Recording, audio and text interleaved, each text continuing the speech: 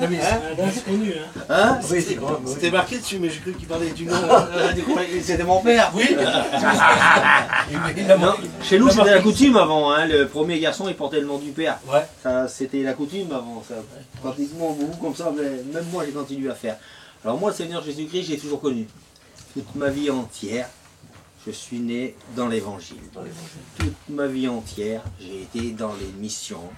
Je montais le chapiteau, je plaçais les chaises, je plantais les pinces. Et ça, c'était ma vie normale. Je n'avais pas fait de communion ni de connaissance avec le Seigneur Jésus-Christ réellement. Mais pour moi, c'était la vie normale. C'était chrétien. Moi, quand je voyais des inconvertis, je trouvais ces gens-là bizarres. Pour moi, c'était des gens qui étaient des extraterrestres. Comment ça alors? Et j'avais entendu parler, j'avais écouté la grâce de Dieu, les bienfaits de Dieu, les bonnes choses de Dieu, et je regardais ces gens-là qui passaient à côté de ça comme si c'était bidon. Je sais pas moi, pour vous donner l'exemple, c'est comme si en dessous d'un chapiteau, d'un seul coup, il y a quelqu'un qui fait une fête, qui place de bons gâteaux, de merveilleux gâteaux, puis qui dit venez à tout le monde, venez manger les gâteaux. Et puis tout le monde y passe à côté, et puis il laisse pourrir les gâteaux, il n'y en a pas un seul qui veut en manger. Voilà comment je voyais les choses, moi. C'était pas normal que les gens ne se tournaient pas vers l'évangile. Et pourtant, j'étais tout jeune, j'étais pas encore chrétien, parce que je me suis converti qu'à l'âge de 17 ans. Et je me suis baptisé, j'avais 17 ans. Donc ça fait déjà pas mal d'années. Et puis j'ai suivi le Seigneur, comme je l'avais toujours fait. Donc je ne peux pas dire des choses du monde, on n'a pas connu. Mon père, il fait 1m80, je ne sais pas si vous le connaissez, il n'était pas possible de faire quoi que ce soit de travers. Nous, c'était à 8h au lit, à 6h à la maison parce qu'on mange à 6h, il ne fallait pas quitter le camping, il fallait être autour, il fallait qu'il nous voie. S'il ne nous voyait pas pendant 3 heures, t'étais où, t'as fait quoi? Perpétuel et constamment. Je sortais, il me regardait, il me disait, fais attention les garçons. J'ai fait attention toute ma vie, je ne savais pas à quoi, mais je faisais attention.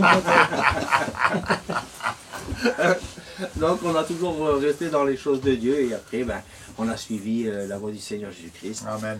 On s'est placé, c'était normal et logique, quelque chose de tout à fait logique pour nous de suivre l'évangile. On est trois frères, sur les trois il y a un serviteur de Dieu, mon beau-frère, serviteur de Dieu, mes oncles sont serviteurs de Dieu, mes cousins germains sont serviteurs de Dieu. Donc on a été une famille qui a été énormément et richement bénie de la part de Dieu. Amen.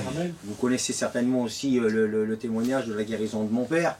Il était condamné par la médecine, il était à Villejuif à Paris là-bas. Hein. Vraiment, c'est les spécialistes du cancer. Hein.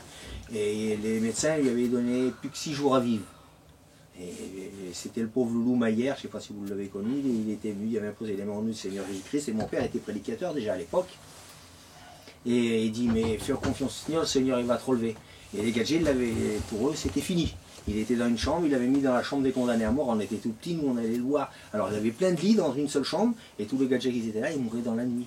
Et au bout de quelques jours, mon père il était toujours là, ça fait que ma mère a dit, je vous en supplie, essayez de faire quelque chose, essayez d'un produit, essayez de... Hey, Zinda, elle ne voulait pas, elle était comme ça de mon petit frère dernier du Sony. Et puis ça fait que les gadgets, bon, pour y faire plaisir, ils lui refont une tomographie des poumons, c'est comme la radio, mais un peu plus approfondie.